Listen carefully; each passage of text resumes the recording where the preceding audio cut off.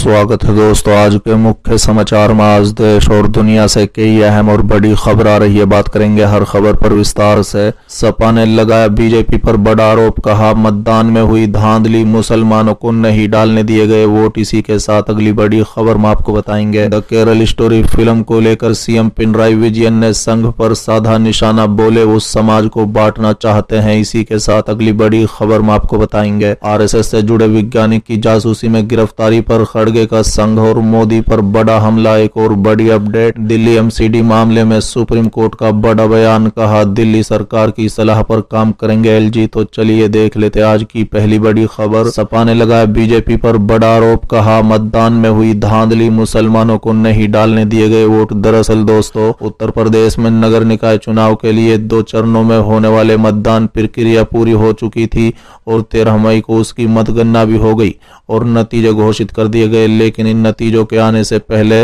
विपक्ष ने मतदान की प्रक्रिया पर सवाल उठाने शुरू कर दिए, बता दें, और सरकार पर आरोप लगाने शुरू कर दिए थे। इसी को लेकर समाजवादी पार्टी के मुखिया अखिलेश यादव ने एक लिखित बयान जारी कर कहा, जिसमें उन्होंने सरकार पर मतदान में गड़बड़ी करने का आरोप लगाया। बता दें कि सपा अध्यक्ष ने कहा है कि भाजपा सरकार के इशारे पर निकाय चुनाव में जमकर धांधली की गई। प्रशासन और चुनाव आयोग मूक दर्शक बनकर सब कुछ देखता रहा। बीजेपी की ओर से भय और आतंक का माहौल बनाया गया। मुस्लिम मतदाताओं को वोट डालने नहीं दिया गया। कई जगहों पर बूथ कैप्चरिंग की शिकायत मिली। अखिलेश ने विधानसभा उपचुनाव के लिए मतदान पर भी सवाल उठाते हुए कहा कि रामपुर और सवार विधानसभा में निष्पक्ष ढंग से चुनाव नहीं होने दिया। अखिलेश ने यह आरोप एक लिखित पत्र जारी कर लगाया है। बता दें, अखिलेश यादव ने यह पत्र दूसरे चरण के मतदान होने से पहले चुनाव आयोग को भेज दिया था। इस चिट्ठी में निकाय चुनाव के साथ साथ उपचुनाव का भी जिक्र किया गया।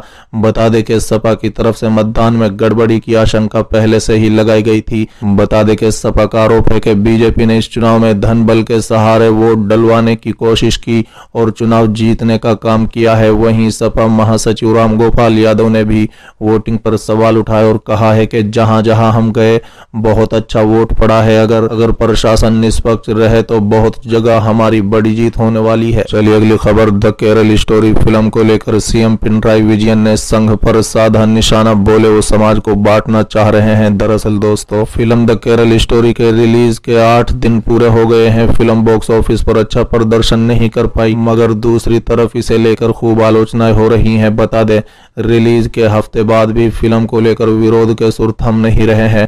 अब इस फिल्म को लेकर केरल के मुख्यमंत्री पिनराई विजयन ने संघ पर निशाना साधा। उन्होंने कहा है कि इस फिल्म के जरिए संघ परिवार समाज को बांटने की कोशिश में है। इसी के चलते इस फिल्म का प्रचार किया जा रहा है। बता दें, मुख्यमंत्री पिनराई विजयन ने कहा है कि संघ परिवार इस फिल्म का प्रचार कर रहा है।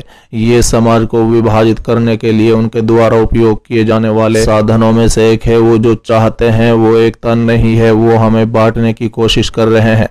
हम इससे उबरने और आगे बढ़ने में सक्षम होना चाहिए। इसके सामने युवाओं को खड़ा होना चाहिए। चलिए अगली खबर। आरएसएस से जुड़े वैज्ञानिक की जासूसी में गिरफ्तारी पर खड़गे का संघ और मोदी पर बड़ा हमला। दरअसल दोस्तों, कांग्रेस अध्यक्ष मल्लिकार्जुन खड़गे ने राष्ट्रीय स्वयंसेवक संघ यानी आरएसएस से जुड़े एक नेता को पाकिस्तान के लिए जासूसी के आरोप में पकड़े जाने पर नाम लिए बिना संघ और प्रधानमंत्री नरेंद्र मोदी पर तीखा हमला किया और कहा है कि राष्ट्रवाद की बात करने वालों की सच्चाई सबके सामने आ गई है।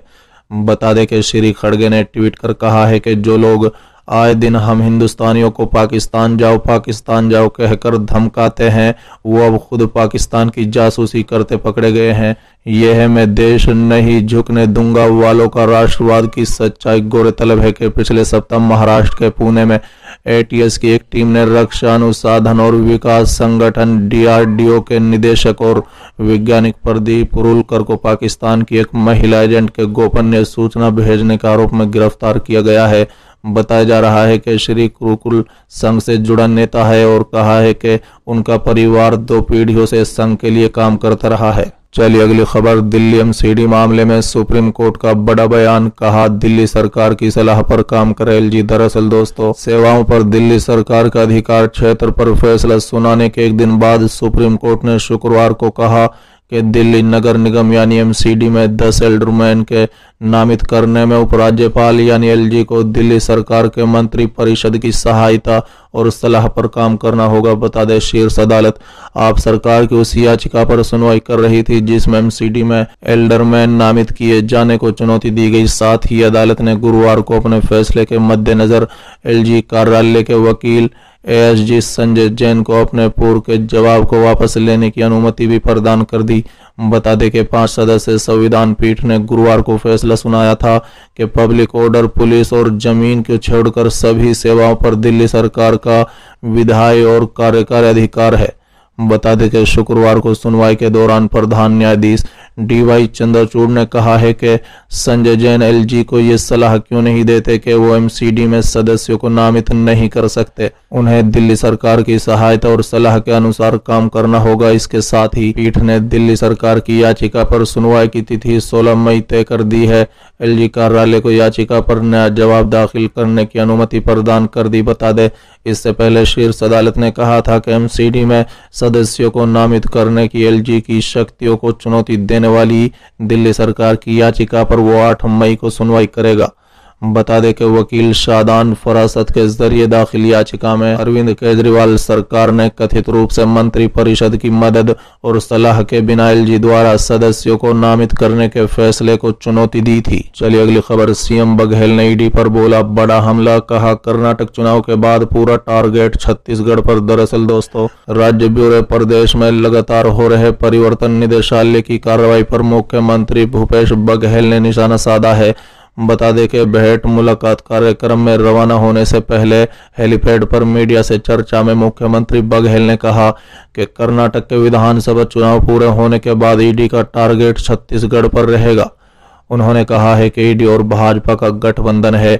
ईडी उनके एजेंट के रूप में काम कर रही है। भाजपा ने उन्हें अभेदान देकर भस्मासुर बना दिया है। अगर ईडी गलत करती है तो उन पर कार्रवाई कौन करेगा? उनके खिलाफ कोई शिकायत नहीं कर सकता। कुछ लोग सुप्रीम कोर्ट गए थे लेकिन ईडी वहां से और ताकतवर होकर निकल गई।